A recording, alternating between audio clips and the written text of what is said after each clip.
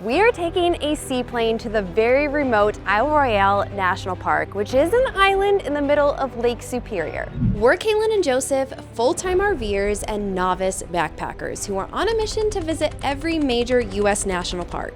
Royale has been on our bucket list for years, but it takes a lot of logistical planning to make the trip. Instead of going the traditional ferry ride route, we decided to backpack the 40+ miles across the island from Wendigo to Rock Harbor. And we've only done one minor backpacking trip to prepare ourselves for this massive undertaking. Doing like a 17-mile day with packs, things do not go according to plan though. From seaplane delays that caused us to rework our entire route, to forgetting the one critical item we needed to remember once we landed on the island. So of all the things that could happen today, this might be the worst that we just realized. This one almost broke us. It's not your fault, it's our fault, and we're fixing it. I have no idea how we're gonna fit all this stuff in. I don't think it's happening. I legit don't think it's happening because we've just been like gathering everything together. It's 4 straight days. Even our food alone is massive. And I feel like we've been picky. We have been, and I felt super confident after we finished our hike in Maine. Yeah. I was like, oh, we can do this. We have plenty of room left in the packs. Mine was like 35, yours was 25. We had more space. And now I'm looking at it and I'm like, oh boy. I don't know how we're doing it. When we were planning how to cross this park off our list, because we're trying to get to all 63, this is gonna be number 55, if my math is correct. And there's a few different ways to do it. You can just hop on a 3-hour ferry ride. A 3-hour tour. Go to the island, hop off, set your feet on the ground, be there for a couple hours, then jump back on the ferry and go back. You could also get on a float plane, kind of do the same thing. You're gonna get a little bit more time on the island that way.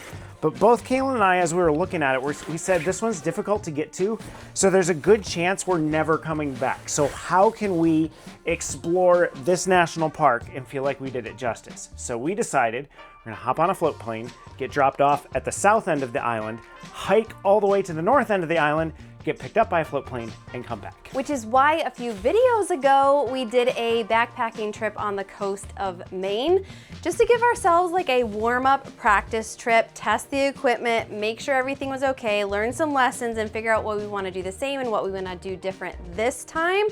That one was only an overnight. This one is 3 nights, 4 days. And 40 miles, and apparently a lot more weight in the backpacks. And if you hear Joseph like unable to talk, it's because those Canadian wildfire smokes still happening. You okay? Yeah, I'm okay. Are you sure? We'll see. Somewhere in all this stuff are neck gaiters. So we went to town this morning, got a few things, including these, hoping they help protect our nose and mouth with the smoke. There are a few things about this trip that are making me nervous. And why don't we just start off? Which is surprising because I'm usually the anxious one. The smoke didn't bother me at first. When we first started seeing smoke, first started seeing bad air quality, I'm like, we'll be fine. And then this settled in and it has turned into something crazy with me. And it's supposed to clear. I guess I should start packing.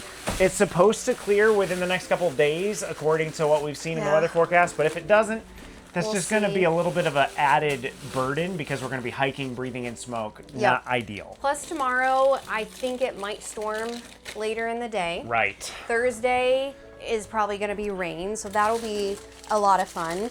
I'm also probably the most nervous about water sources. In Maine, we had to cart our entire water with us. Right, and we have, I don't know where it is, but we have a water filtration system. It's right here. So what we're gonna be able to do is at each campground we go to, we have access to fresh water. And by fresh water, I don't mean a faucet, I mean the lake. Lake Superior. Lake Superior. So we'll be filling this up, filtering our water every day, which is kind of nice that we don't have to carry 4 days worth of water. Yeah. But 1 day worth of water is still gonna be a bit of a chore. The other thing are wolves. So you would think that it would be bears, but there's no bears on the island. Are there moose on the There island? are moose. Okay, so we gotta be aware of moose. We have to be aware of those. You just brought up another thing now that I'm worried about. Oh, sorry. Because they closed a couple campgrounds. We have our itinerary planned out. So if wolves go through another campground or something and they close one of the ones we're planning on going to, having to transition on the fly could be a challenge. We have to check with the ranger once we get to the visitor center and just ask them if like our trek is okay or if they have anything else. What's the other thing that we're nervous about? Injury. Because here's our little first aid kit that we've got blister protection, we've got ACE bandages, regular bandages. I've got a knee brace because sometimes my knee gets a little wonky. And in general, just being so remote in the wilderness, off grid, by ourselves, without a guide, without much experience, and really, really spotty cell service. I think we can send a few texts via satellite. Yeah. Many thanks to Steve and John, who are subscribers of the channel, who sent me super detailed emails. It was excellent resource. It was so helpful in planning everything out. Gave us an idea of what to expect. Huge thanks. I am shocked. I am, to use Kalyn's term, shooketh. Shooketh. Because we have no food left over there. Everything is gone from this ottoman. There's one thing that did not make the pack. We were gonna try to take some all-dressed chips for lunch the first day. There's no room. It's not gonna work. But the truth is going to come out when it's time to weigh it. Because we have 40 pounds, right? 45 pounds each is our max. 45? I think it's 45. Okay. I know, it's such a small little scale. I am 3 pounds over. 3 pounds over 45? Yep. Oh no. Let's see. Oh, you're good. You're good. Well, we might have to transfer something. We're gonna have to transfer. So I tried to make sure Kalyn's pack got all the bulky and light stuff because that's the kind of guy I am. But I might have to give you 3 pounds, Kalyn. That's fine. Yeah, you are at about almost 25 pounds. Oh my word. Yeah. Yeah, so definitely transfer some stuff over. I'm gonna transfer some stuff over to you. Well, we have to get up super duper early tomorrow, like 4 a.m. So we will see you guys in the morning.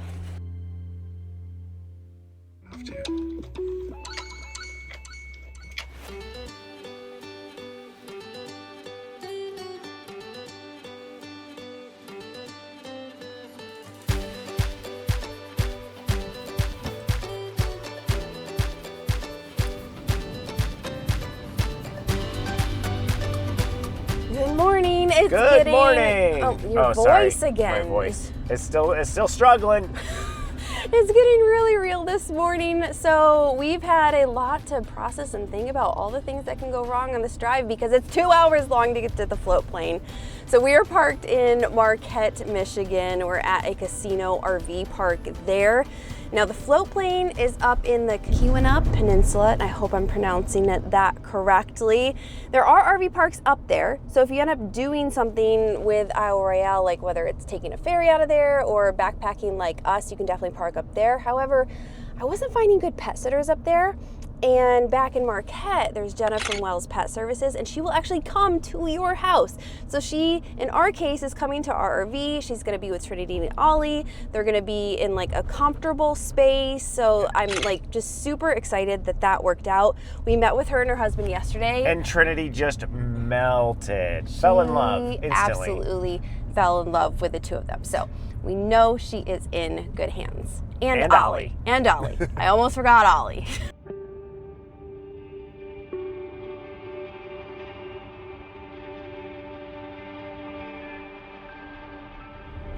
So Mom just alerted us to this big thunderstorm coming. Do you see that little island right there? That's Isle Royale.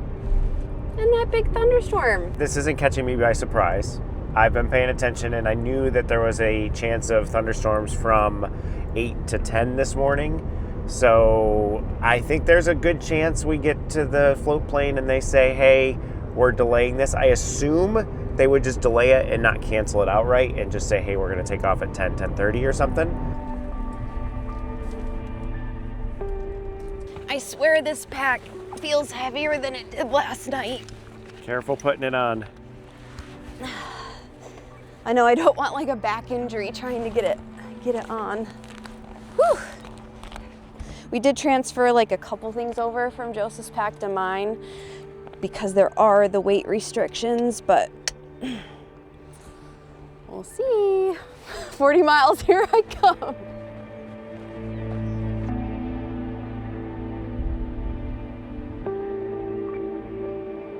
Is there any place around here you recommend, like for breakfast or anything? For breakfast, we like to go to Candy's. Well, we have already been met with our first challenge. We suspected we might get delayed with the airfare out, and turns out, excuse me, we're waiting at least till 10 o'clock for this storm to clear.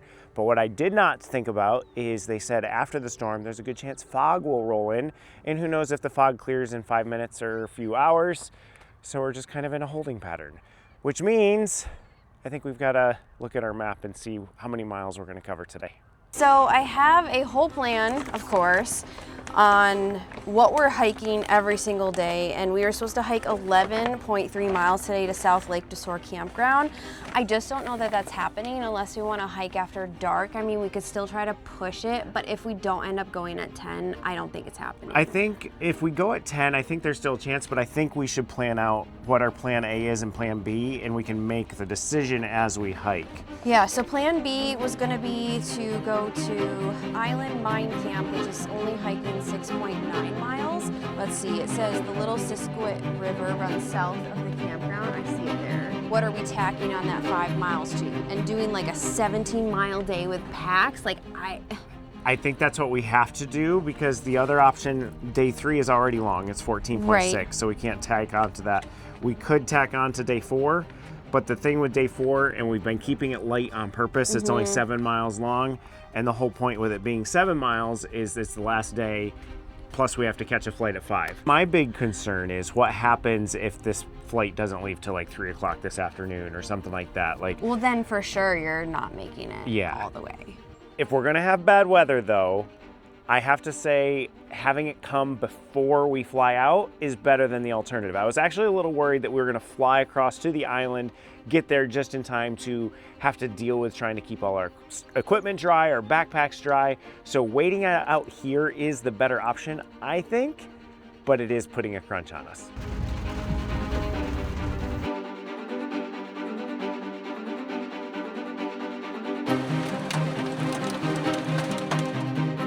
So we just got a text message. It's after 12, almost 12:30, and they said that thunderstorms are continuing to develop over the lake. They have moved us tentatively to 2 p.m., but that's very tentative. We should not check in unless we get a text saying that we should do so. Of course, we want to be safe. We don't want the plane going down in Lake Superior, but when you spend so many months planning for something, to have it fall apart, it's just hard. Don't go down to Monongahela. I think a lot of this we'll have to figure out too when we're actually on the path and seeing how much progress we're making. Yeah.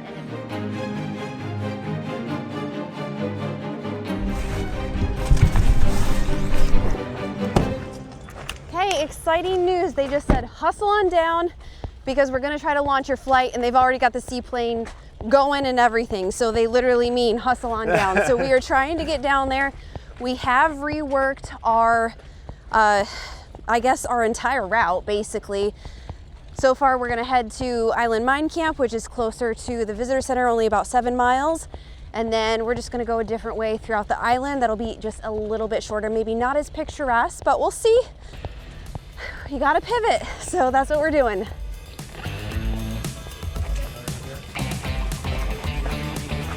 All right, we gotta empty all our water to save weight on the plane.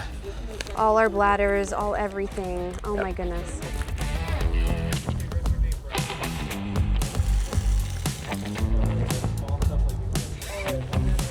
Oh, you got it out? Yep. I've got some batteries because you said lithium batteries separate. Just carry those on my stuff. Okay. Don't pull the red tab. Got it.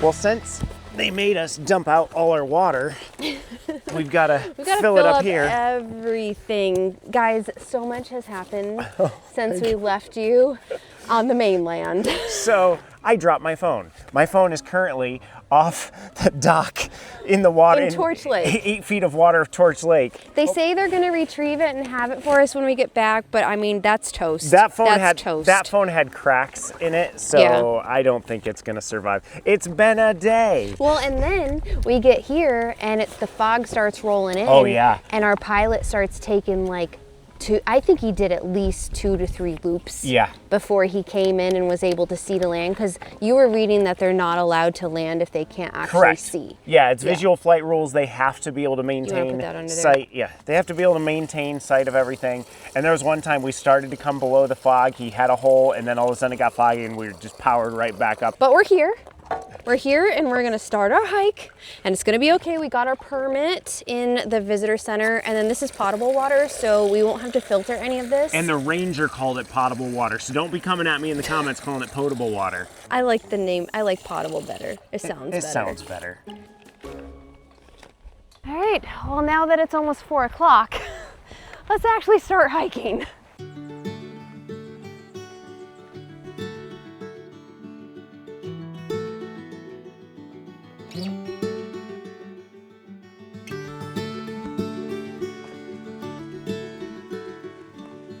I haven't told you about my shoe situation yet. So do you remember, if you watched the main backpacking trip, I was like, these hiking shoes are on their last leg. I threw them out in the garbage, and I was really nervous about potentially buying new shoes because I'm like, I don't want to break them in on this trail.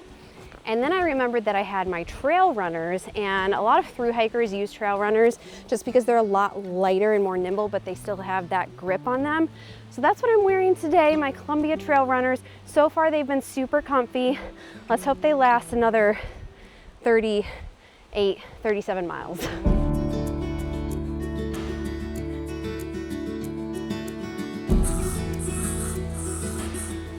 I wonder if we'll need to wear the nets when we're setting up tents and whatnot.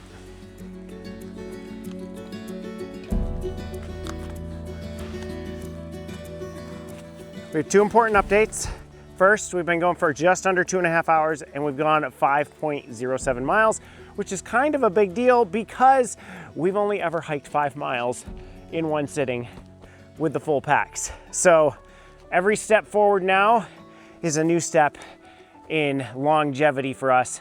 Good thing is we've only got 35 miles left. The second update is because we've gone 5.07 miles, we've only got 2 miles left, which means at our current pace, 1 hour, and we'll be setting up camp for the night.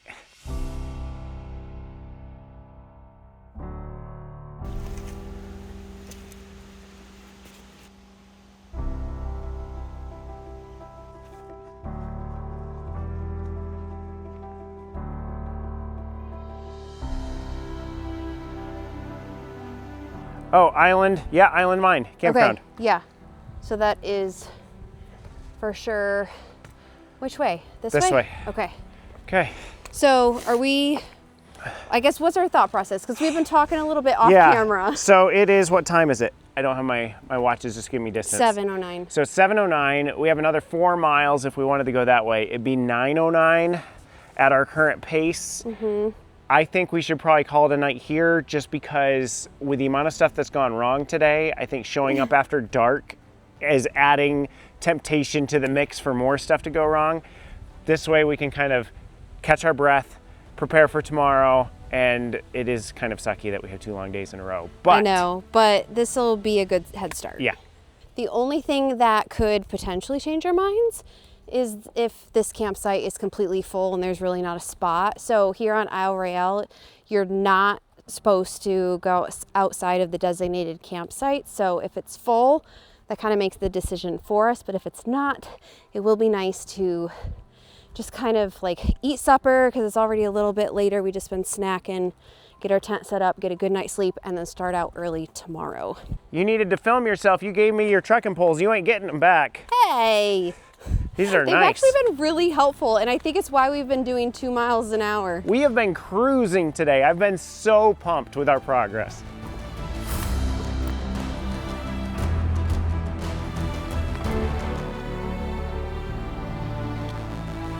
So of all the things that could happen today, this might be the worst that we just realized. Literally just walking up toward the campsite, it hit me, and I turned around, I looked at Kayla and I said, we didn't get fuel at the visitor center.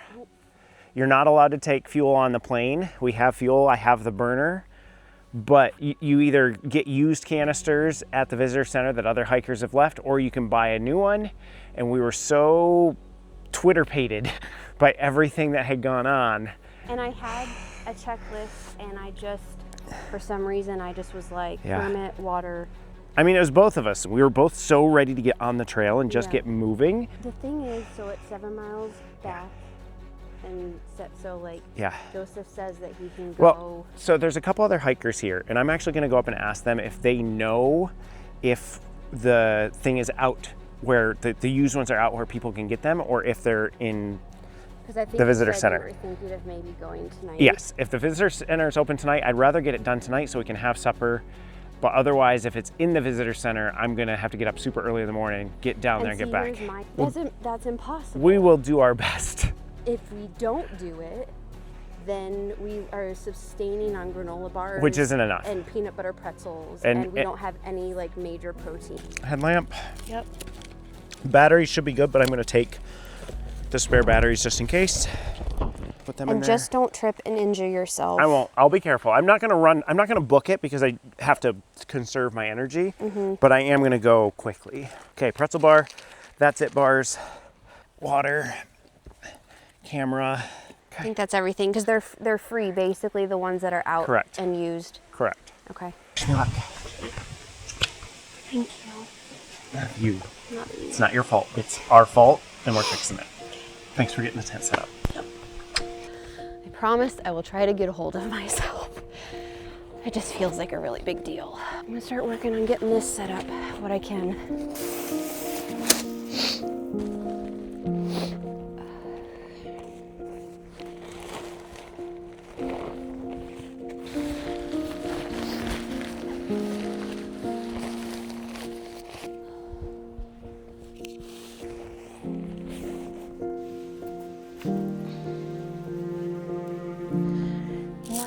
Figure out this thing.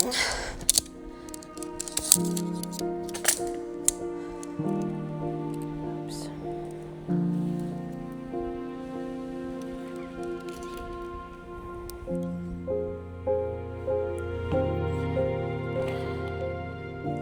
I think this one needs to be pulled out further. Okay. I think it's coming.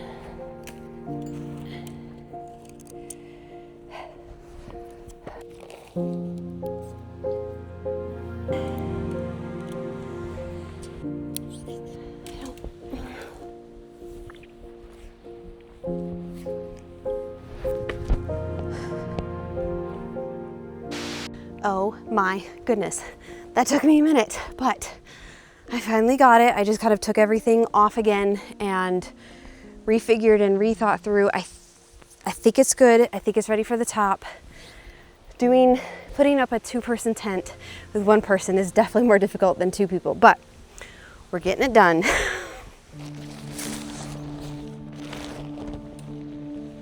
Please don't fall down. Everything still looks right. Please don't collapse. Come on. Oh dear. Okay, there we go. Now, let's put you on that one.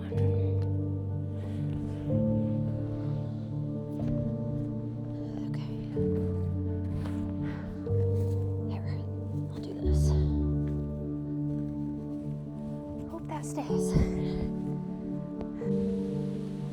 So I've got to put all of our food and anything scented like wipes, toothpaste, etc. in this bag, and then I'm going to put it in the food storage locker. So all the campgrounds here have food storage lockers, whereas as the main backpacking trip there wasn't any, so you had to have a bear canister, but everything has to be in the food storage lockers. So I'll put everything there just as it's getting dark so it doesn't attract any animals, and then when Joseph gets back, if we decide we want to eat something, which I think we will, we'll go grab it. And then all I have to do is put out our sleeping bags, blow up the inflatable pillows, and move our packs inside. This has been a day. This has been a day.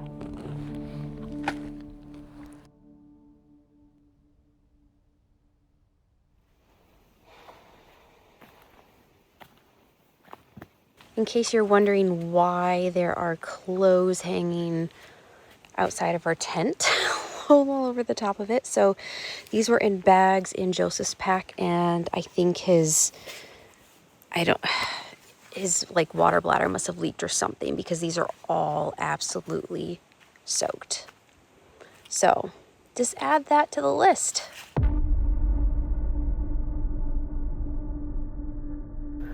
Just starting to get a little worried that he's not here yet. There's no way for me to communicate to Kalyn from now until I get back.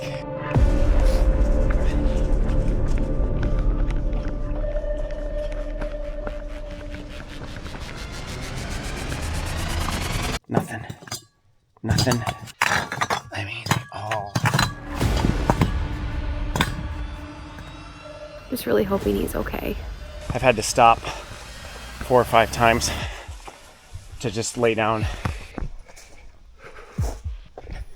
He said if I wasn't back by 11, come looking for him.